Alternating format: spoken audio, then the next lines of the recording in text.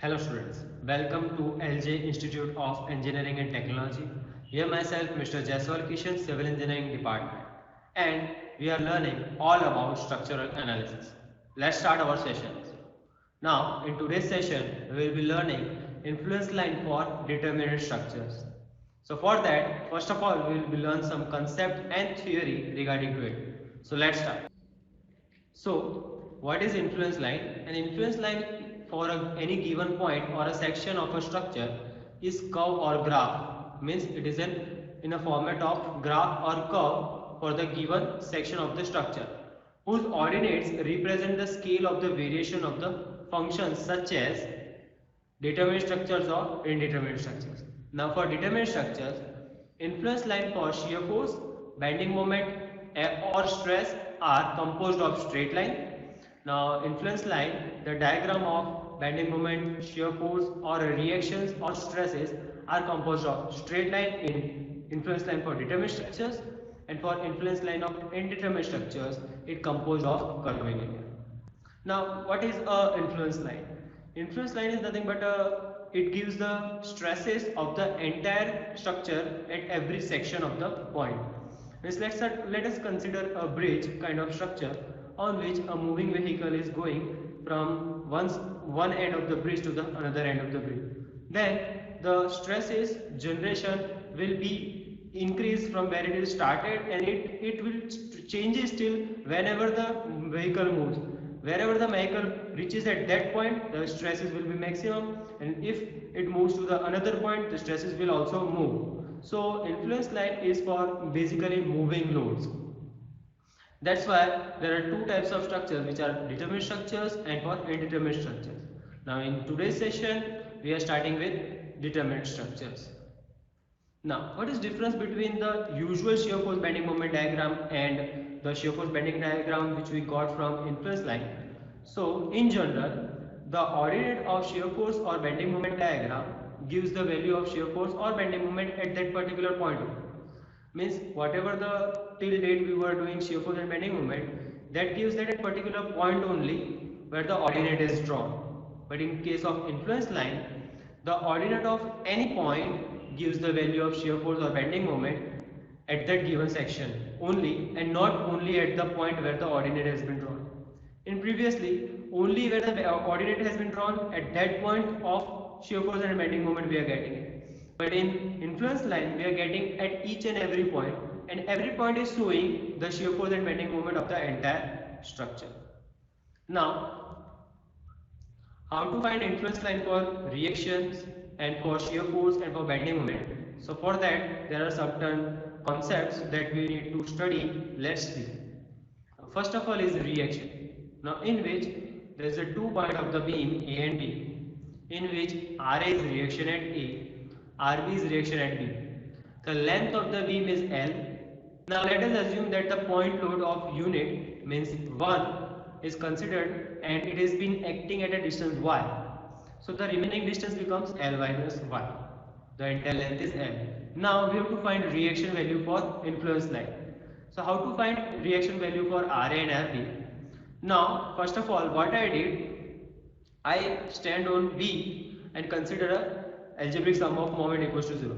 Means RA multiplied by L, which is going clockwise, equals to 1 into L minus y, which is going anti-clockwise. So I have considered summation of moment at B equals to 0 to find RA.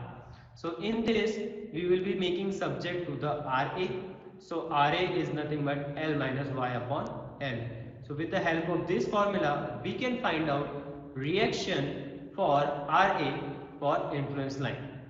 Now let us say if IL for RA, IL is nothing but influence line for RA at y equals to 0. So place the value of y at this point at A equals to 0. So the RA will be equals to 1. Why? Because the value of y is 0 at this point. You know that this value is going from 0 to y, and y is a vary function, means it changes with respect to L. First it is 0, then 1, then 2, then 3, then it goes up to the L, whatever the limit of length. So first of all we have put y equals to 0. So in this equation y equals to 0, so L by L equals to 1. And if you put y equals to L, means the maximum limit. We are applying the minimum limit which is 0 and the maximum limit which is L. So by applying L, so L minus L is nothing but 0. So 0 by L. So I am getting RA is 0. So at the starting point where we put y equals to 0, we got RA equals to 1. So I have applied 1. And the end point where at the point B, the y equals to L and RA equals to 0. So here RA ordinate is 0. So ultimately we are connecting both the point to get the IL, influence line for reaction. So this is nothing but an influence line diagram for reaction RA. Look what we did. First of all, to find out RA, we have taken summation of moment at B equals to 0. At this point, we have took algebraic sum RA into L equals to 1 into L minus 1. And then making a subject of RA, we got one equation. And in that equation, we put minimum limit and maximum limit to get the diagram of ILD for RA. Similarly, for RB, we are taking summation of moment equals to 0 at A. So anticlockwise moment equals to clockwise moment. So here RB multiplied by L is going anticlockwise direction equals to 1 multiplied by Y, which is going in a clockwise direction. So we got RB equals to Y by L by making subject of RB. So again we will be applying a minimum limit and maximum limit. So now here for IL for RB, Y equals to 0 as a minimum limit. In this equation I got RB equals to 0 and the maximum limit is L. So I am getting L by L equals to 1. So now it will be opposite of RA, which is here in RA it was 1, but here for RB it is 0, and here for RA it was 0, but here it came RB equals to 1. So like this we draw IL for this RB point, RB reaction. So likewise we can find the formula for RA reaction and RB reaction. So these are the two diagrams for influence line for reaction A, and this is an influence line diagram for reaction B. These are the basic equation which we will be using in examples. Now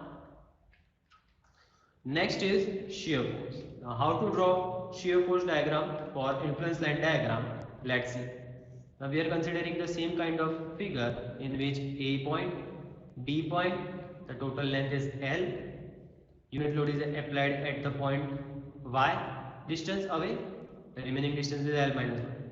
Now to find shear force we required some point.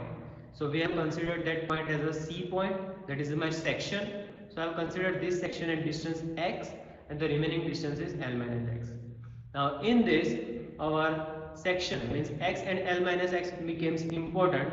With the help of this section, if given in the example, we can find out shear force at that given section. So let's see how to find. Now look, what is written? When unit load is in AC, means A to C point, if this unit load present in A to C, then shear force at C will be VC equals to minus RB. Means if load is in between A to C, it will follow the reaction of RB, means negative of RB.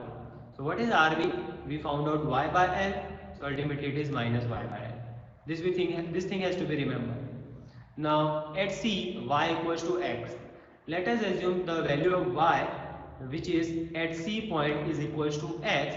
So ultimately formula becomes VC equals to minus X upon L. Now influence line follow minus RB for portion in AC. What it say? When the load is in between A to C, the reaction will be minus RB. On the other hand, when unit load is in CB portion, C to B portion, the reaction will be RA. So shear force at C will be VC equals to plus RA, and RA we have found out L minus Y upon L. Now at the place of Y we will be putting X because X is our section at C. So VC is shear force at C equals to L minus X upon L. So influence line will follow plus RA, means positive of RA in a portion of CB. So these two equation will help us to draw the diagram for VC, means shear force at point C. So here it is an influence line diagram for VC section, shear force at C section. Look, for A to C section, it is negative because it is minus x by L, and for C to B portion, it is L minus x by L. This is the basic formula which we require to remember for the shear force of ILD diagram.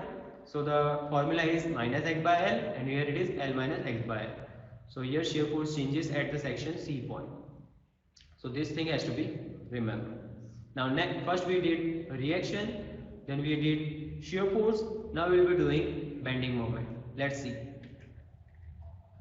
Now for the bending moment, earlier this figure has been used. We are using the same figure.